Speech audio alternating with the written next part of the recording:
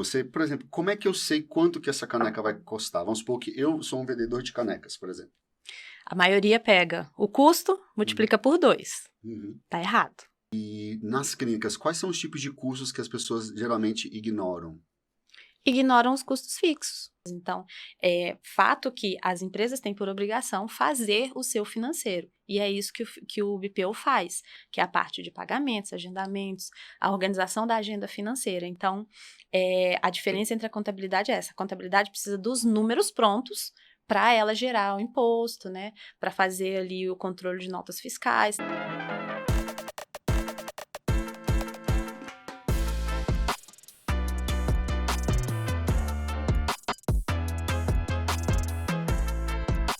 Fala pessoal, tudo bem? Mais um podcast aqui da parceria da Enche-me com o Isaacs. Hoje eu vou falar aqui com a Carol Neves. Ela é dona da NM Gestão Empresarial, especialista em acabar com o caos financeiro da sua clínica. Diga aí, Carol, o que você faz? Bem, hoje a gente faz a organização financeira, então a gente cria a rotina dentro da empresa, porque a maioria das clínicas tem lá o dono e um assistente ou alguém que auxilia ali, mas para fazer o controle financeiro não existe ninguém, então a clínica fica muito solta, né? Então a gente entra fazendo a rotina, criando a rotina, fazendo agendamentos, fazendo a análise dos resultados para mostrar os números e para mostrar como é que está a empresa de fato. Carol, por aqui já passaram várias pessoas que já montaram suas clínicas. Nós tivemos aqui nutricionistas, biomédicos, biólogos, farmacêuticos, fisioterapeutas, enfermeiros que montam suas clínicas quando terminam o curso de pós-graduação. E sempre acontece a mesma coisa. Sempre eles começam e acabam se embananando ali e, né, se complicando. E muitos deles acabam fechando o negócio porque não dão conta, né? Ou falta um plano de negócios, ou porque realmente costumam misturar uma coisa com a outra. O que você costuma ver que acontece com esses empresários que são iniciais, estão começando a abrir as clínicas deles, e que isso acaba gerando um desfecho trágico, por exemplo? Primeiramente, como eles não conhecem os números das empresas, até a precificação fica errada, né? Então, eles não fazem o cálculo baseado naquilo que ele tem de custo e despesa, então eles ficam meio que atuando no escuro, né? Então, não se tem uma base para saber o que é possível praticar de preço, o que é possível refazer de retirada para mim e o que eu posso, com quanto eu posso contar para pagar funcionários. Então, assim, é no escuro total que o empreendedor trabalha. Não que, não, ele deveria saber isso saindo da faculdade. A nossa cultura aqui no Brasil não é essa. Né? Quando você vai para abre uma clínica odontológica. Você só sabe a parte técnica. Você só sabe ser dentista. Exatamente. Então, o nosso trabalho vem justamente oferecendo essa clareza para que as pessoas possam entender qual é o preço que eu posso praticar. É o preço da concorrência? Mas peraí, a concorrência paga o mesmo valor de aluguel que eu pago? A concorrência tem o mesmo... Quais são os principais valores que entram? Você está falando uma coisa, eu estou pensando aqui. Acho que o pessoal que está assistindo a gente assim, e eles têm essa dúvida que você... Por exemplo, como é que eu sei quanto que essa caneca vai custar? Vamos supor que eu sou um vendedor de canecas, por exemplo. A maioria pega o custo, multiplica por 2. Tá errado. Tá errado porque, para você comprar essa caneca, você teve que se deslocar até o lugar de compra, ou você teve um frete. Isso aí já entra. Você tem um imposto que você vai pagar ao vender essa caneca. Então, você tem que levar em consideração. Você tem a embalagem que você vai utilizar e vai levar ali. São tantas nuances assim. Canecas quebram. Tem perda, tem tudo. Então, para você fazer ali, você tem que levar em consideração as deduções da venda, você tem que levar em consideração o custo da mercadoria, e aí depois ainda fazer a margem de contribuição dos seus custos fixos, o rateio ali, para poder embutir no seu preço, e aí, a partir daí, começar a pensar no lucro. Então, não é só duplicar o valor do que você comprou. E já que a gente está falando com pessoas que são donos de clínicas, e nas clínicas, quais são os tipos de custos que as pessoas geralmente ignoram? Ignoram os custos fixos. Os entendeu? Fixos? Geralmente, eu tenho quanto o preço... Quanto que eu gastei de internet, quanto que eu gastei... Porque a minha concorrência cobra tal valor. Então, eu precifico pelo que a concorrência está fazendo e não pelo que eu tenho de custo. Porque a maioria não sabe nem que custo que tem. né? Coloca ali o funcionário, tem a luz, mas na hora de fazer o preço, não leva isso em consideração. E isso é um fator responsável pela a maior parte das falências das empresas e clínicas. Então, se você não coloca, ali tem o custo do teu material, né? Se for uma clínica de pilates ou da coluna ou qualquer coisa, você tem todo o material e você tem a depreciação desse material, né? Que você tem que levar em consideração. Se você financiou esse material, ele não vai entrar ali nos teus custos mensais como operação, mas ele está entrando ali como endividamento, né? Então, tudo isso tem que separar, porque você tem que saber se a sua operação consegue pagar e abarcar todos os custos que está ali envolvido, né? Se você comprou, sei lá, você tem um laboratório, aí você comprou alguns equipamentos e você tem que saber se sua operação consegue pagar esses equipamentos, porque é um custo da empresa. Então, tudo isso são muitas coisas, muitos cálculos que envolvem aí. E como a pessoa fica ali pagando, né, na medida que o boleto vai aparecendo, né, vai deixando também um monte de boleto vencer, vai pagando com juros, né, não tem uma organização financeira ali. Se ela não tem essa organização financeira, ela só vê o dinheiro saindo, o dinheiro entrando, mas ela não sabe a direção que isso está indo. Não sabe nem qual é a retirada que é possível dentro do empreendimento dela. Então, muitas vezes eu vejo clientes nossos falando assim, mas meu negócio não dá lucro. E quando a gente pega, analisa e faz toda a separação ali das despesas, né, e vê diante do faturamento, a operação é lucrativa. Porém, a vida do empreendedor onera mais do que todos os custos da empresa. Então, ele tira... Ele mistura tudo. E depois o estilo de vida dele... não condiz com o valor que se pode tirar ali. O maior problema é que a retirada ou o salário que ele acha que ele pode tirar acaba onerando dentro da operação. Porque... ou seja, acaba com o empresário, ele é a maior despesa que a empresa tem. Exatamente. Exatamente. E aí, como ele não conhece os números, mas ele tem um custo de vida muito alto, muito além do que a empresa pode pagar para ele, né? E na verdade, assim, o cálculo que se faz de retirada teria que ser baseado no que sobra de lucro e naquilo que ele quer. O que ele quer reinvestir, porque às vezes precisa comprar algum equipamento para a clínica, né? Contratar algum outro funcionário. Então, assim, ele precisa ter em mãos os números para que ele entenda, poxa, quanto é que eu posso tirar aqui de salário para mim, que é seguro todos os meses, porque eu tenho esse e esse custo, e o que eu tenho que fazer para não onerar a minha empresa, porque você não é empresa. A empresa é diferente o CNPJ é diferente do CPF. Então, o dono da empresa, ele nada mais é do que um funcionário com maior qualificação dentro da empresa dele. Cara, você falou uma coisa interessante, funcionário, né? Porque, por exemplo, a gente, querendo ou não, gera empresas e uma das dificuldades que o empresário tem é reter os seus talentos, né? Então, a retenção dos talentos parte de vários princípios, né, dos recursos humanos. E, querendo ou não, o salário acaba sendo um dos fatores motivacionais para a pessoa poder trabalhar. Verdade ou não, Fernanda? Com certeza. E a gente sabe que acontece com frequência, né? O empresário, quando ele não tem experiência com gestão, ele fica muito preocupado com reter aquele talento e ele começa a aumentar muito o salário dos funcionários, né? E isso é um problema para as empresas também? É um grande problema, porque se você não tem conhecimento dos seus números, você não sabe quanto que você está lucrando, e você não sabe aonde você vai, né? Porque é aquela história, quem não tem direção, qualquer lugar serve. Uhum. Como é que você vai fazer um plano de carreiras, vai ter um aumento expressivo sem um plano de carreira para o seu funcionário? Você tem que ter um plano de carreira e o plano de carreira tem que estar alinhado com as expectativas financeiras da empresa. Então, não adianta nem só cuidar e ter um financeiro lindo, maravilhoso, se você não tem um planejamento.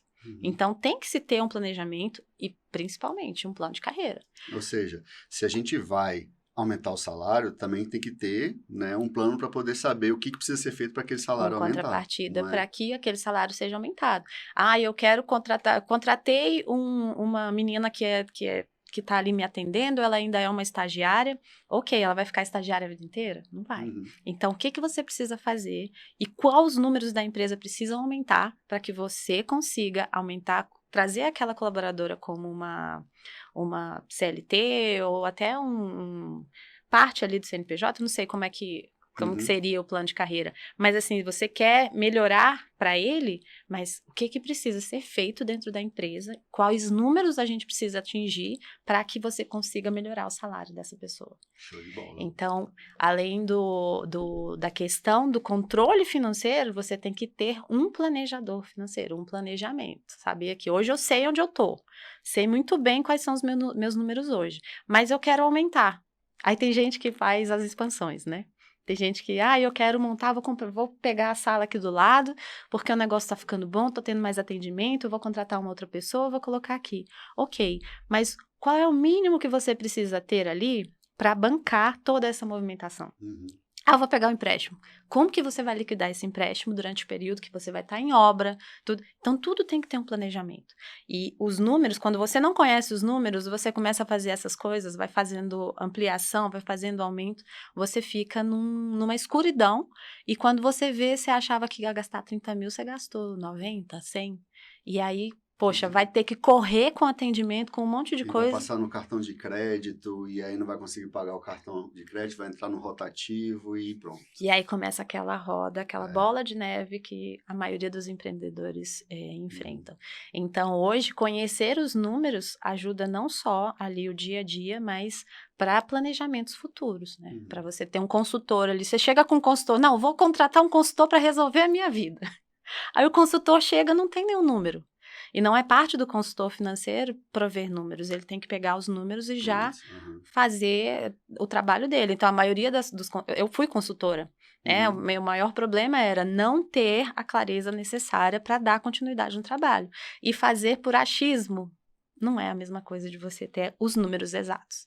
Então, a importância de ter os números exatos não é só para o dia a dia, para a rotina, é para o crescimento da empresa, né? Para fomentar ali perpetuar a empresa. Então, você vê as maiores empresas aí, hoje elas têm um financeiro muito encaixado, uma rotina muito bem feita, e tem gente que fala, mas tal empresa é chata, eu não consigo fazer negócio com ela, porque é tudo engessado o processo, né? Tem muita burocracia.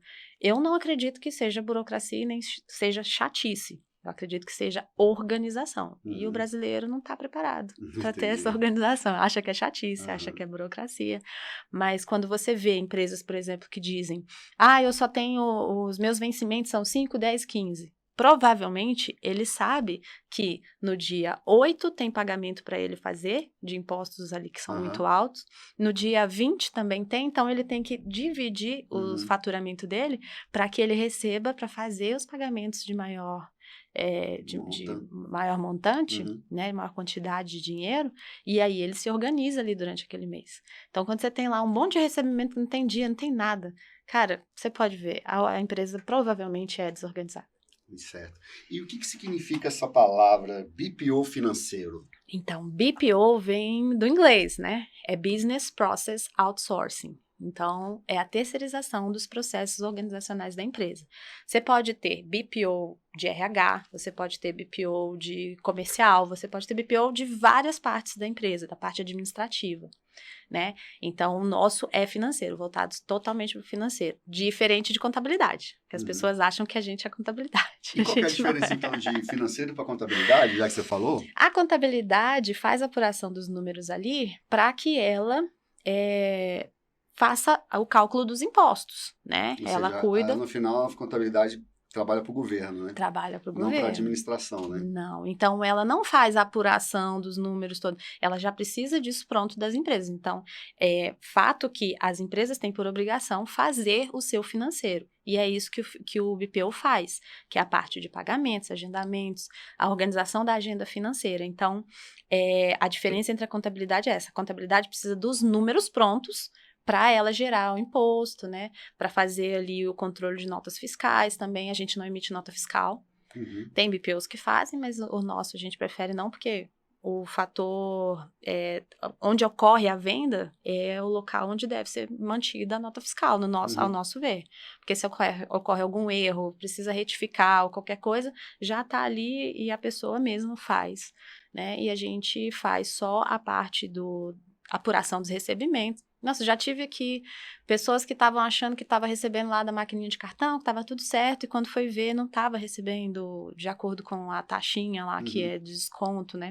Então, o BPO faz toda essa conciliação. Errado, a máquina estava cobrando a mais? Estava, às vezes, cobrando a mais, às vezes, cobrando a menos, né? Tem um flow ali que tem que ser controlado. Outra coisa é, fugindo um pouco aqui do tipo de empresa, mas, por exemplo, a gente pegou uma empresa de alimentação, que era uma franquia, e que ela vendia pelo iFood, e ela não estava entendendo para onde estava indo o dinheiro. E quando a gente foi fazer a apuração, o iFood só com as taxas, com as comissões, pegava quase 34% do faturamento que vinha ali do iFood, então... Caramba, 34%, sem contar o imposto, que deve ser em torno de 11% a 15%, assim, 50% ele estava perdendo, sem contar os custos fixos que ele ainda tinha.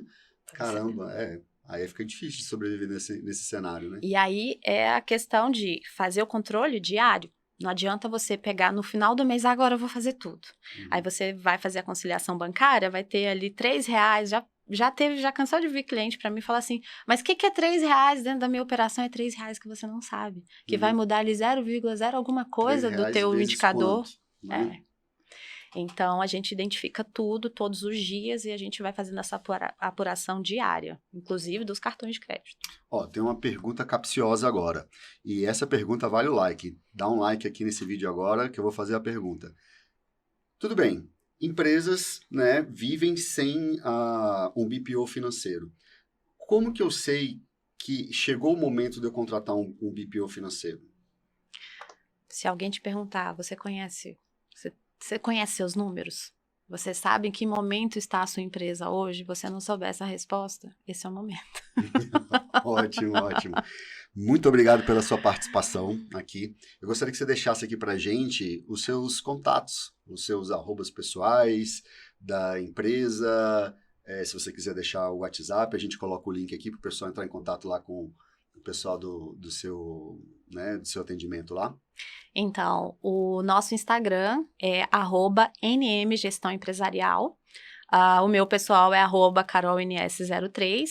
O telefone, eu não vou lembrar agora. Mas pode deixar, que depois você vai me passar, e a gente vai colocar aqui o link, né, WA/5561, e quem quiser entrar em contato com o comercial dela lá, vai estar aqui embaixo, tá certo? Porque geralmente eu uso o meu, mas para público assim é melhor colocar o da... Com certeza. Muito obrigado pela participação. Obrigada a você pelo convite, foi uma honra. Muito bom, é muito bom falar sobre financeiro, é muito bom passar informações boas para todos os tipos de empreendedores, não só para clínicas, para todos, mas para clínicas que a gente faz aí um trabalho bem legal, que a gente tem ajudado bastante. Se você gostou desse podcast, clica aqui em curtir e se inscreve no nosso canal para você receber mais conteúdo como esse.